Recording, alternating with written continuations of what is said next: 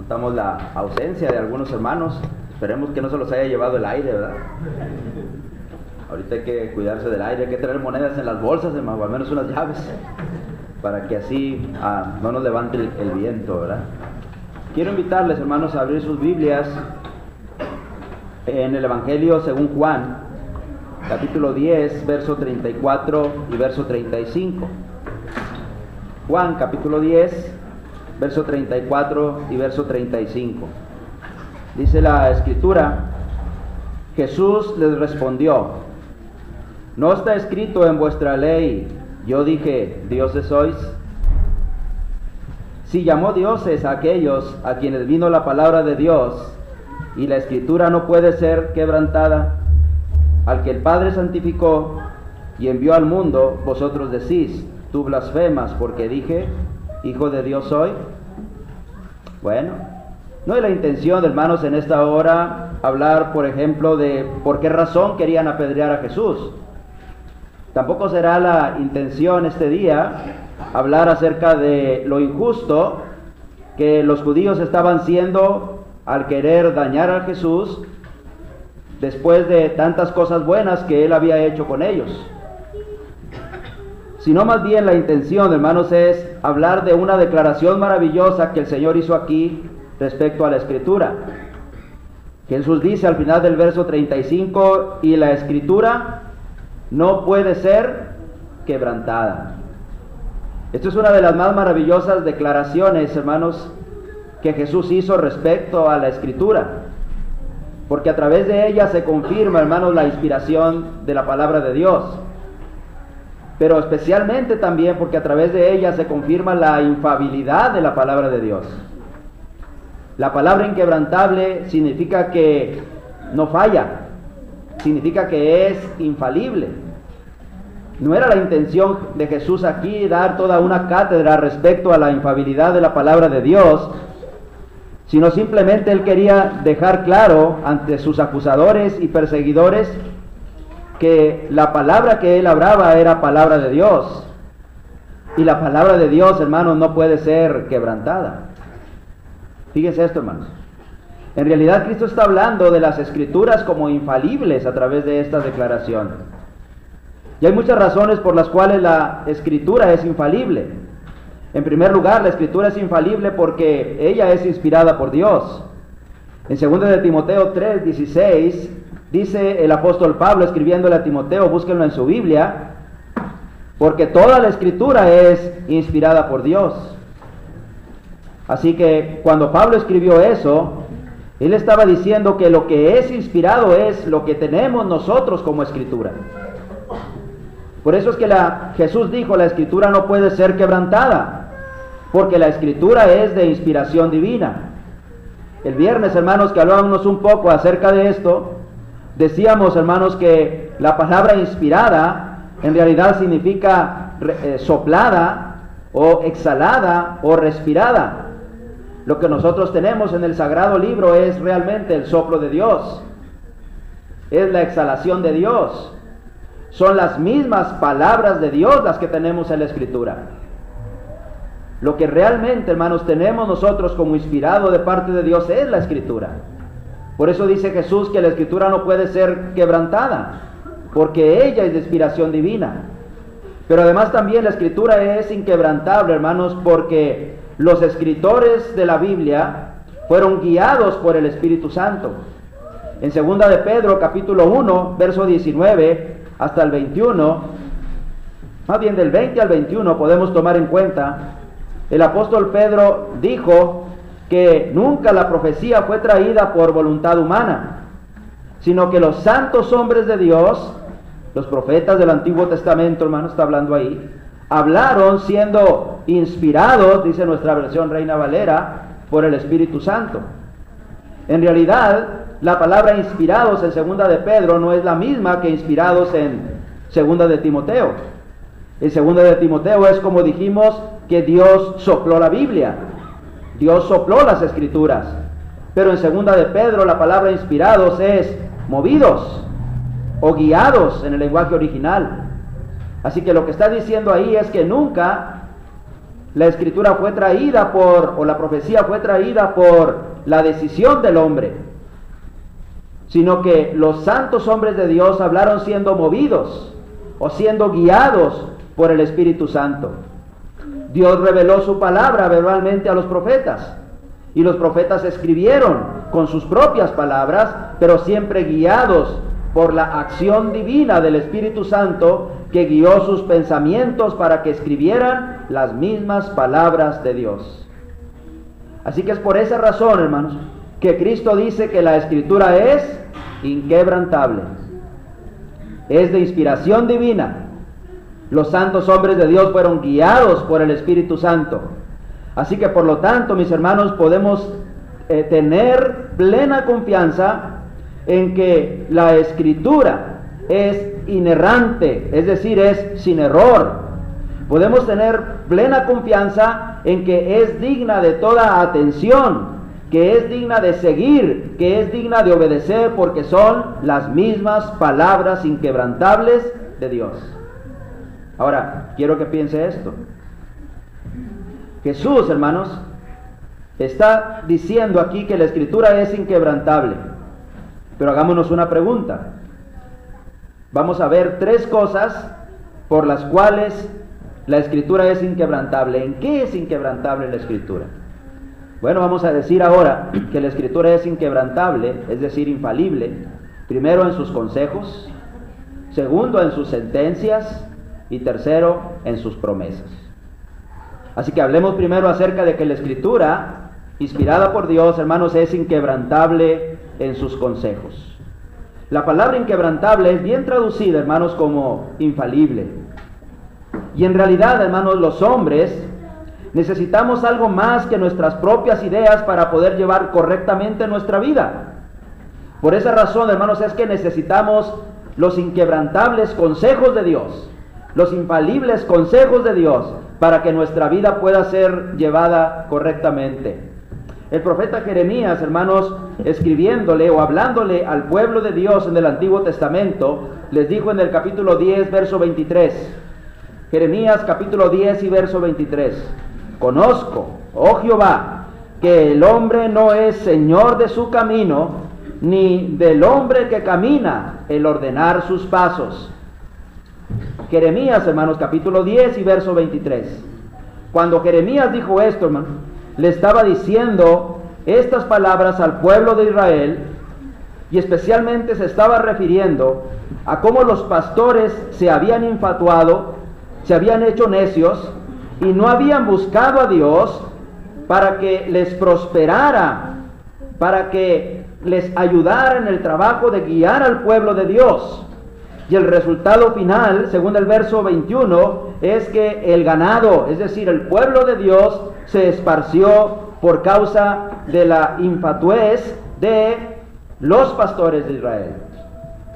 Así que entonces, Jeremías dice en el 23, por esa razón conozco, oh Jehová, que el hombre no es señor de su camino.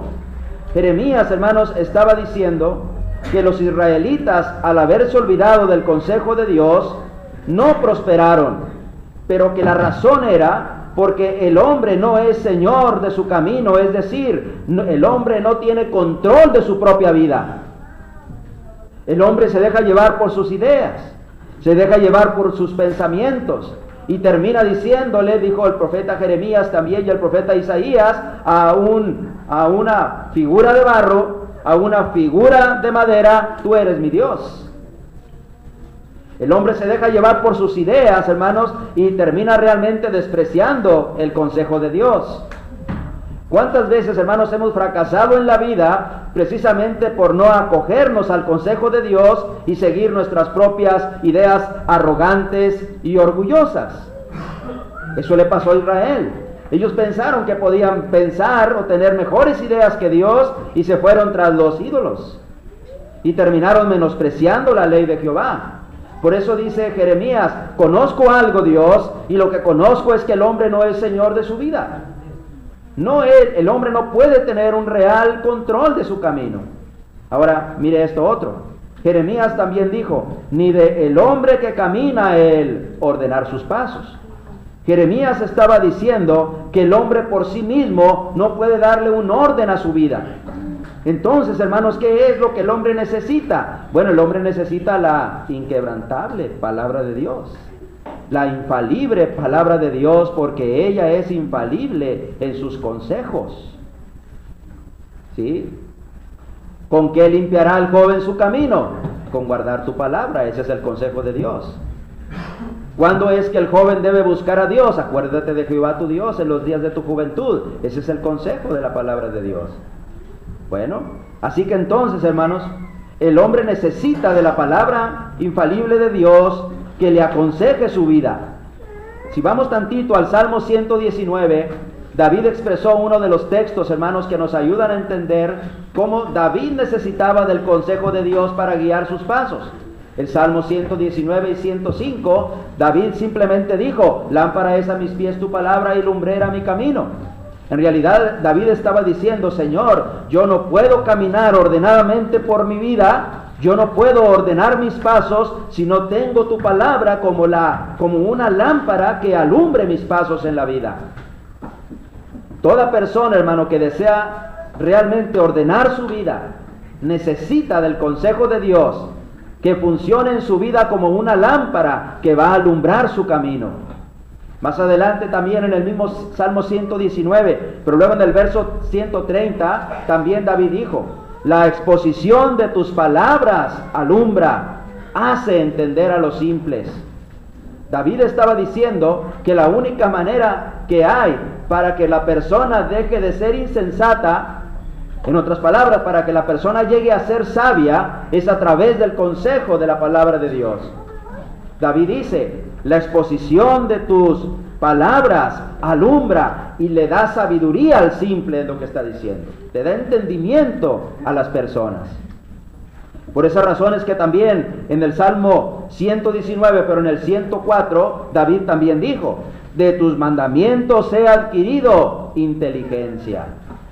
David no estaba hablando de una inteligencia en cuanto a matemáticas, no estaba hablando de inteligencia en biología, no estaba hablando de inteligencia en astronomía. David estaba hablando de inteligencia respecto a la palabra de Dios. ¿Quiere usted llevar correctamente su vida, hermano? ¿Quiere que realmente usted pueda tener una vida tranquila?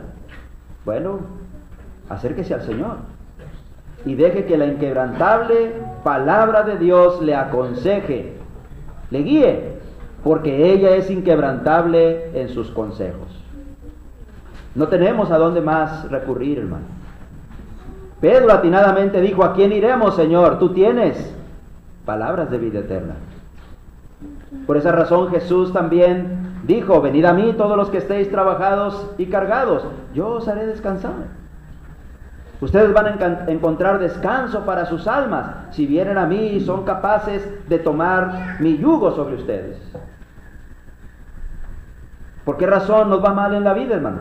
Porque despreciamos el inquebrantable consejo de Dios. ¿Sí? Porque despreciamos lo que Dios tiene para nosotros. Bueno, así que entonces, hermanos, por eso Jesús dijo que la palabra de Dios es infalible.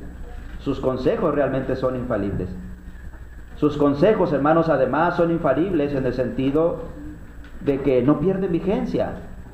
No pierden vigencia. Mire, en el libro de Éxodo, capítulo 20 y verso 12, cuando Dios dio la ley al pueblo de Israel, le dijo a los israelitas: honren a su padre y a su madre para que les vaya bien y sean de larga vida sobre la tierra.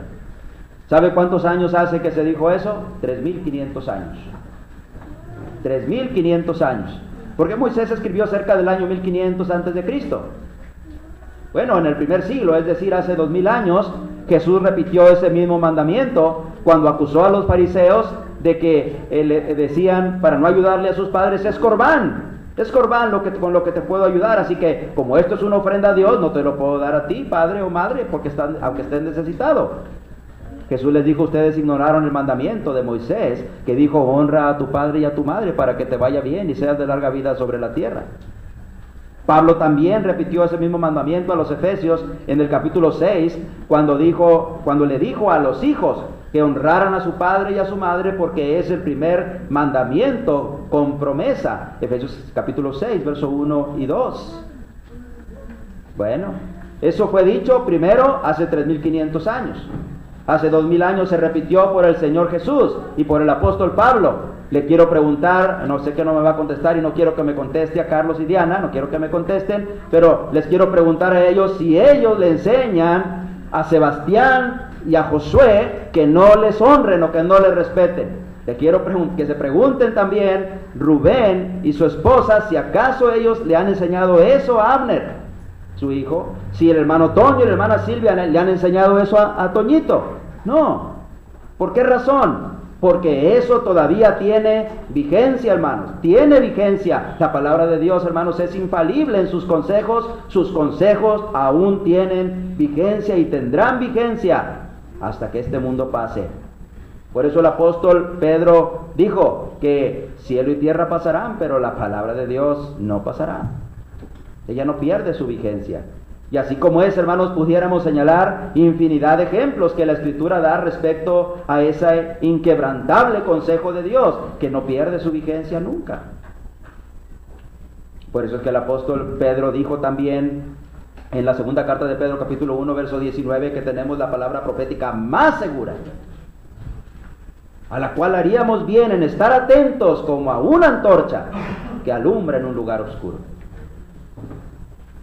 ¿Quiere conocer la palabra de Dios? Bueno, estúdiela. Nosotros estamos listos para compartir el consejo de Dios con usted. Pero no desprecie más la inquebrantable palabra de Dios. Una segunda cosa, hermano. También la palabra de Dios es inquebrantable en sus sentencias. En sus sentencias, hermano. Es cierto que la palabra de Dios, hermano, nos da bellísimos consejos. Pero también es cierto que es dura en sus sentencias y es inquebrantable en ellas. Muchos ejemplos tenemos en la Escritura. Por ejemplo, podemos ir al libro del Génesis, al capítulo 6. Y en el capítulo 6 del libro del Génesis tenemos cuando Dios decidió destruir esta tierra con un diluvio. Dice la Escritura, hermanos, entonces, que hubo una sentencia contra la generación de Noé. Y esa sentencia fue inquebrantable.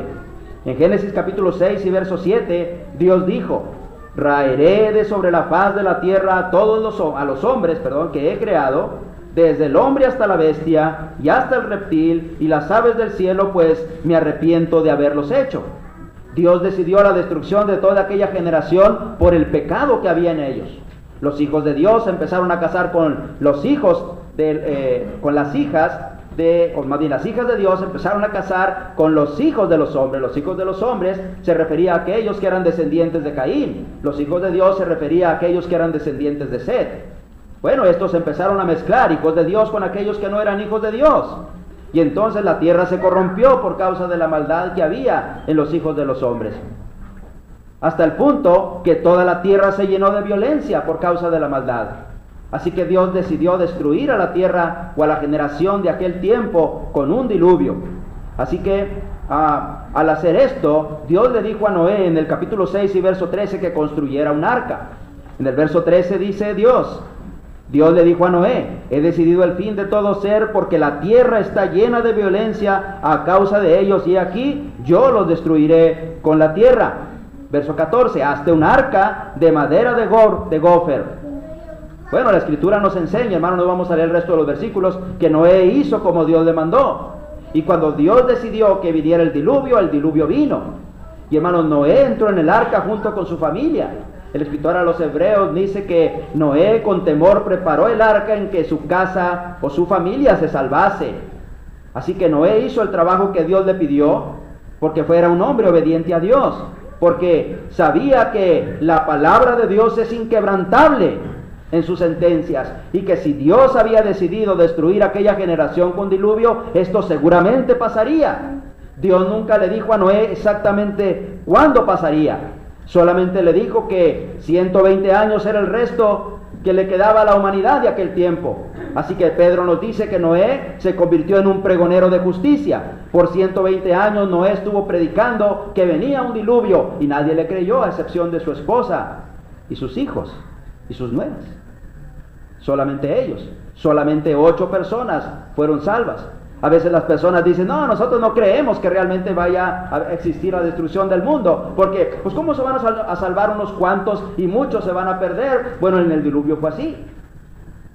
Muchos se perdieron y solamente 8 fueron salvos. No tiene por qué ser diferente hoy, que solamente unos pocos vayan a alcanzar la salvación y los demás vayan a tener que ser destruidos en el infierno o castigados en el infierno. En realidad, hermanos, las sentencias de Dios son inquebrantables. La sentencia de Dios contra la generación de Noé fue inquebrantable, hermanos, porque después de que Dios le dijo a Noé que preparara un arca, después de que Noé tenía esa arca lista, después de que predicó por 120 años, la palabra de Dios inquebrantable trajo finalmente el diluvio sobre ellos. Cristo, hablando de esto en Mateo 24, dice que no entendieron hasta que vino el diluvio y se los llevó a todos. Así pasará con este mundo. ¿Por qué razón? Porque la palabra de Dios es inquebrantable. ¿Y sabe qué es lo más triste de eso? Que muchos no estamos preparados para ese momento. Puesto que la palabra de Dios es inquebrantable, entonces, y la palabra de Dios nos dice, no nos dice cuándo será esto, entonces en realidad todos deberíamos de estar preparados para ello. Porque podría ser inclusive hoy, podría ser inclusive en este momento cuando el Señor decidiera venir y darle a cada uno lo que merece. Así pasó en el diluvio. Jesús dijo que estaban casándose y dándose en casamiento, comiendo y bebiendo, trabajando, haciendo sus labores hasta que vino el diluvio y se los llevó a todos. Porque la palabra de Dios, hermanos, es inquebrantable. Así que entonces las sentencias, por ejemplo, contra la generación de Noé, la sentencia que hubo contra Judá también, hermanos, fue inquebrantable. Desde el desierto, hermanos, Dios les había dicho a los israelitas que si ellos no seguían el consejo de Dios, si ellos, hermanos, fallaban en la obediencia a la ley, la maldición vendría sobre ellos. Un pasaje clave, por ejemplo, está en Deuteronomio capítulo 28, verso 15. Vamos tantito a Deuteronomio 28, 15. Mire lo que Dios, hermanos, por medio de Moisés, le dijo a el pueblo de Israel. Deuteronomio capítulo 28 y verso 15.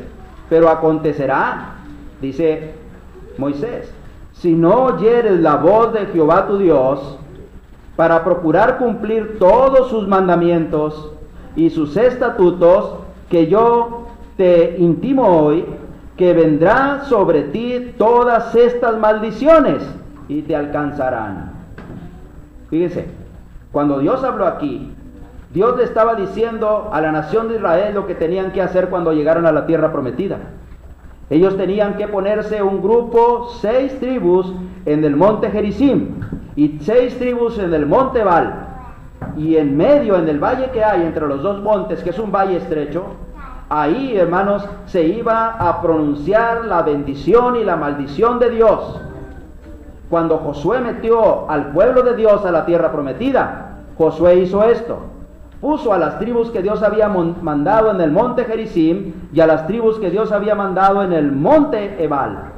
Y Josué se dio a la tarea de leer esta porción de Deuteronomio, donde vienen las bendiciones y las maldiciones que Dios le estaba diciendo al pueblo que recibirían si hacían el bien y obedecían su ley. Bendiciones vendrían sobre ellos.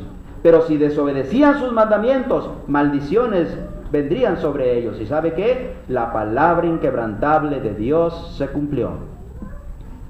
Todo el tiempo que Israel fue fiel a Dios, Dios prosperó su camino. Pero todo el tiempo que Israel fue infiel a Dios, pagaron las consecuencias de ellos. Podríamos hablar del período de los jueces como un ejemplo espectacular de esto que Dios estaba anunciando aquí. Y qué decir, hermano, de la sentencia especial que hubo contra cada uno de los reinos, el reino del norte y el reino del sur, respecto a que serían llevados cautivos por su desobediencia a Dios. La Escritura, hermanos, nos enseña que en el mismo Deuteronomio 28, verso 47, Dios les advirtió de esto.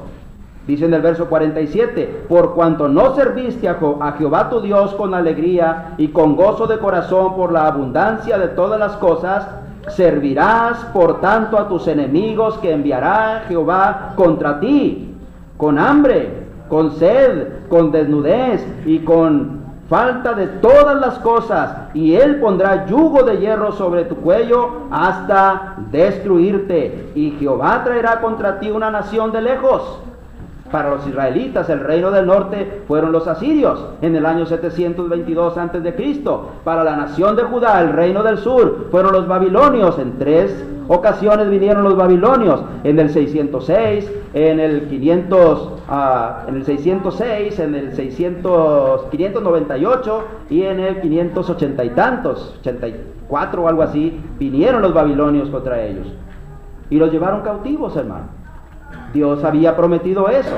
Dios había sentenciado a la nación que si ellos hacían el mal, serían llevados cautivos y serían llevados a otra nación, y otro pueblo los dominaría, y a los dos les pasó lo mismo. ¿Por qué? Bueno, Jesús lo dice. La palabra de Dios es inquebrantable, y es inquebrantable en sus sentencias. El Nuevo Testamento, hermanos, está lleno de sentencias que serán inquebrantables también.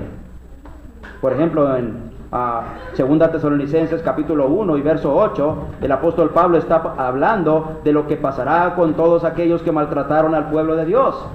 Pero no solo con aquellos que maltrataron al pueblo de Dios, sino también con todos aquellos que no conocen a Dios ni obedecen el evangelio de nuestro Señor Jesucristo. Segunda de Tesalonicenses, búsquelo ahí en su Biblia, Segunda de Tesalonicenses capítulo 1 verso 8. Pablo dice que todos estos que no obedecieron el evangelio, todos estos que no conocieron a Dios, recibirán pena de eterna perdición, porque estarán alejados de Dios. Pablo está hablando, hermanos, está hablando de lo que pasará cuando el Señor venga. Aquellos que no obedecieron el evangelio, aquellos que no se acercaron a Dios, dice, pagarán pena o tendrán una pena de eterna perdición, alejados de la presencia de su poder. Así que entonces, hermanos, en realidad el Nuevo Testamento está lleno de sentencias que son inquebrantables también. El apóstol Juan, también escribiendo las palabras de Jesús en Juan capítulo 5 verso 28 y 29, Jesús dijo: he aquí que viene hora cuando todos los que están en los sepulcros oirán la voz del Hijo de Dios, y saldrán los que hicieron lo bueno a resurrección de vida, pero los que hicieron lo malo a resurrección de condenación. Esta también es una sentencia terrible que ha establecido el Señor. Y así como esas dos, hermanos, pudiéramos hablar de muchas más. Los que no obraron en favor de los demás estarán en el lugar que Dios ha preparado para el diablo y sus ángeles, en Mateo 25, verso 41.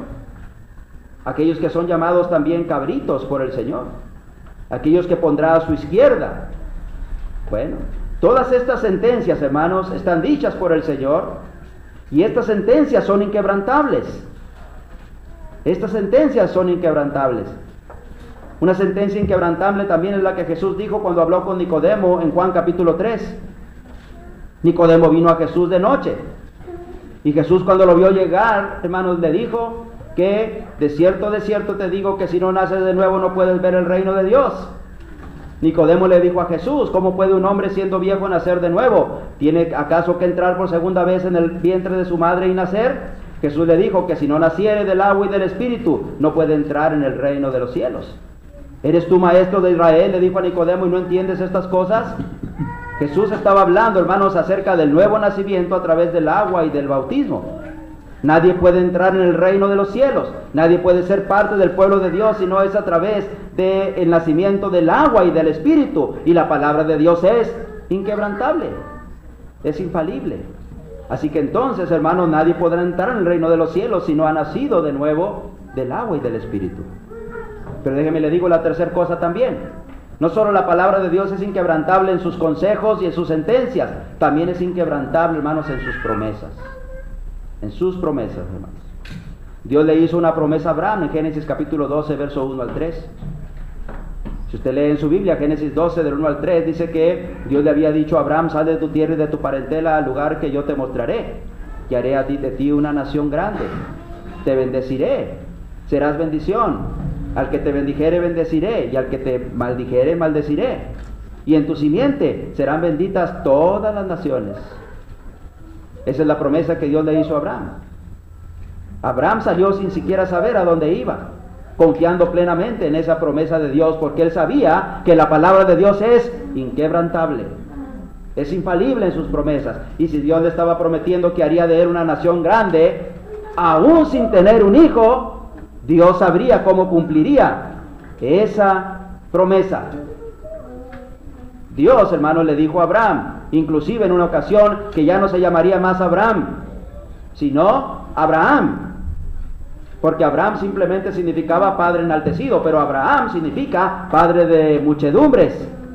He dicho en otras ocasiones en son de broma y lo quiero repetir, que imagínense cuando Abraham era presentado con otra persona y le decía, ¿cuál es tu nombre? Bueno, yo soy Abraham. Oye, ¿qué significa tu nombre? Padre de muchedumbres. ¿Y cuántos hijos tienes? Ninguno. ¿Verdad?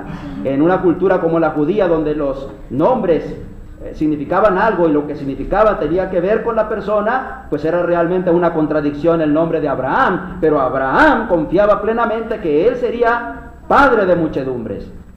No basta ir muy lejos en la Biblia. Cuando llegamos al libro del Éxodo, en el capítulo 1, vemos que aquellos descendientes de Abraham eran una muchedumbre de pueblo, al punto que los egipcios estaban asustados porque, dice, si vienen nuestros enemigos y se alían con ellos y hacen alianza con ellos, nos destruirán porque ellos son muchos. Sabemos después lo que hizo Faraón, hermanos, con aquellos varoncitos que iban haciendo dentro del pueblo de Dios. Dios cumplió esa promesa, pero la parte fundamental de la promesa de Abraham fue: en tu simiente serán benditas todas las naciones de la tierra.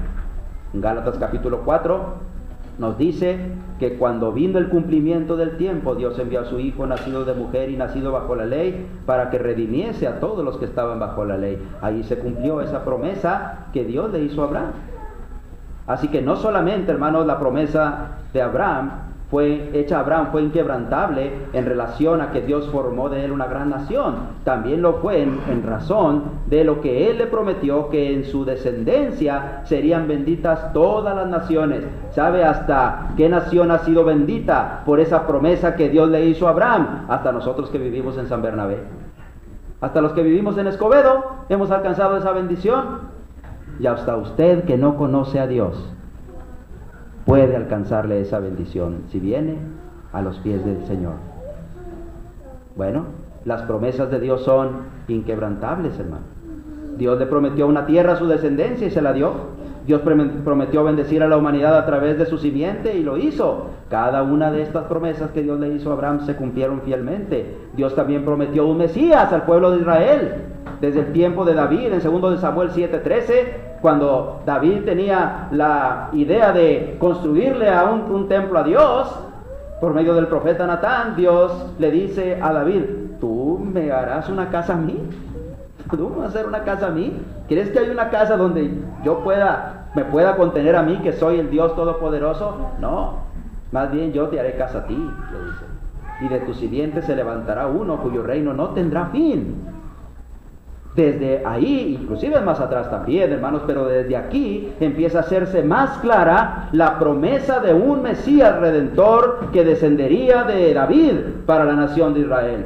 A través de todos los profetas que vinieron, innumerables profecías fueron hechas, como Jeremías 23:5, el 39, Ezequiel 37, 24 al 25, Oseas 3:5, etcétera, hermano. Por eso cuando Jesús platica con la mujer samaritana en Juan capítulo 4, verso 25, dice: sabemos que habrá de venir el Mesías.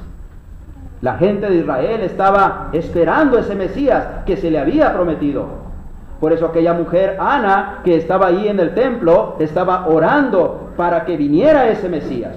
Por eso Simeón, creo que se llama, aquel hombre adulto también que estaba en el templo, se maravilló cuando vio que trajeron a Jesús siendo un bebé al templo. Se maravilló y dijo: ahora puedo realmente morir en paz, porque Dios me ha permitido ver la redención de Israel. Por eso a María, antes de que concibiera en su vientre y el ángel le apareció para anunciarle eso, le dijo: le llamará su nombre Emmanuel, porque él salvará a su pueblo de sus pecados. Era el Mesías Redentor prometido. La palabra de Dios fue inquebrantable, infalible en sus promesas. Prometió un Mesías Redentor y lo cumplió. Bueno, así como eso, entonces también nosotros tenemos promesas inquebrantables, hermano, ahora como cuerpo de Cristo. En primer lugar, Jesús prometió en Mateo 16, verso 18, que la iglesia que él establecería jamás sería destruida. Y tiene casi 2000 años de existencia la iglesia y no ha sido destruida, porque sus promesas son inquebrantables. Jesús, hermano, también prometió que guardaría a su pueblo mientras éste estaría en la tierra. Mateo capítulo 28, verso 20, Jesús dijo: y he aquí yo estoy con vosotros todos los días hasta el fin del mundo. En primera de Pedro también, capítulo 1, verso 3, verso 4, dice el apóstol Pedro que nosotros somos guardados por el poder de Dios mediante la fe, para que alcancemos la salvación que está preparada para ser manifestada en el día postrero. Primera de Pedro, capítulo 1, verso 4 y 5. Por lo tanto, hermanos, tenemos esa promesa de ese cuidado especial. Y si Jesús, hermano, prometió que la iglesia no sería destruida y no ha sido destruida, es porque su palabra es inquebrantable. Sus promesas son inquebrantables. Si nosotros, el Señor nos ha prometido que cuidará de nosotros, hermanos, esa promesa es también inquebrantable. Él lo hará y cuida de nosotros. Tal vez nos sucedan cosas que nosotros no entendemos, pero tal vez es por las malas decisiones que tomamos, no por culpa del Señor. O puede ser también, hermanos, porque el Señor está probando nuestra fe para ver si podemos realmente mantenernos fiel a Él, no solamente cuando las cosas van bien, sino también cuando las cosas van mal. Pero la promesa más maravillosa, hermanos, que tenemos es saber que Jesús prometió regresar por su iglesia. En Juan capítulo 14, verso 1 al 3, dijo: no se turbe vuestro corazón. Creen en Dios, crean también en mí. En la casa de mi Padre muchas moradas hay. Si así no fuera, yo os lo hubiera dicho. Voy pues a preparar lugar para vosotros, para que donde yo estoy, vosotros también estéis. El Señor ha prometido, hermanos, una morada celestial. En primera de Pedro también, capítulo 1, verso 3, Pedro dice que es bendito el Dios que nos ha dado esa esperanza viva por la resurrección de Jesucristo de entre los muertos, para una herencia incorruptible, incontaminada e inmarcesible, reservada en los cielos para nosotros, que somos guardados por el poder de Dios mediante la fe. Hay una herencia, hermanos, que el Señor ha prometido. Me gusta mucho la frase que Pedro usa cuando dice que está reservada. Si está reservada, hermanos, es porque es real, es porque está segura. Y hermanos, esto obedece a la inquebrantable palabra del Señor. Por eso es que cuando Pablo escribe a los tesalonicenses, en 1 Tesalonicenses 4:17, cuando habla, hermanos, del momento cuando el Señor venga y que la iglesia sea tomada, y que los que estén, la iglesia sea tomada a través de aquellos, hermanos, que van a resucitar primero, los muertos en Cristo, y luego los que serán transformados, que estén vivos para ese momento, y todos juntos, hermanos, ascendamos al cielo con el Señor. Pablo termina diciendo así: y así estaremos para siempre con el Señor. Las promesas del Señor, hermanos, son inquebrantables. Fíjese esto: si sus consejos son inquebrantables, si sus sentencias son inquebrantables, no hay razón para dudar de que sus promesas también son inquebrantables. Quiero terminar diciéndole esto, hermano. Si las promesas en el Antiguo Testamento fueron infalibles, ¿no será lo mismo con las promesas que Él le ha hecho a su iglesia? Definitivamente que sí, hermanos. No hay otra respuesta lógica más que esa. Además de esto, la Biblia entonces es inquebrantable, es infalible. No solo porque es inspirada por Dios, soplada por Dios. No solo porque los santos hombres de Dios hablaron siendo guiados por el Espíritu Santo, sino también, hermanos, porque esta, al ser inquebrantable, no falla. Sus consejos son, hermanos, permanentes. Sus consejos son infalibles. Sus sentencias son infalibles. Sus promesas son infalibles. Así que si usted cree que la palabra de Dios es la palabra de Dios infalible, entonces deje que ella dirija su vida, porque sus consejos son infalibles. Si la Biblia es infalible en sus sentencias, permítase conocerla para que éstas no vengan después sobre usted. Si la palabra de Dios es infalible en sus promesas, entonces créalas y hágalas suyas por medio de la obediencia al Evangelio. Así que quiero también decirle esto: tal vez usted no crea que la palabra de Dios es infalible, pero eso no va a cambiar que la Biblia sea infalible. Tal vez usted no quiera creer en Dios, pero eso no significa que no hay un Dios. Tal vez usted no quiera apegarse a los consejos de Dios, pero eso no significa que los consejos de Dios sean los mejores para nuestra vida. Tal vez usted no quiera confiar en las promesas de Dios, pero eso no significa que las promesas de Dios son plenamente confiables. Así que, si usted quiere algo que le ayude realmente en su vida, acójase a la inquebrantable palabra de Dios. Dios les bendiga, hermanos. Vamos a ponernos de pie, vamos a cantar el himno que está preparado, y si usted quiere obedecer el Evangelio en este día, usted puede hacerlo acogiéndose a la inquebrantable palabra de Dios. Mano Cristo.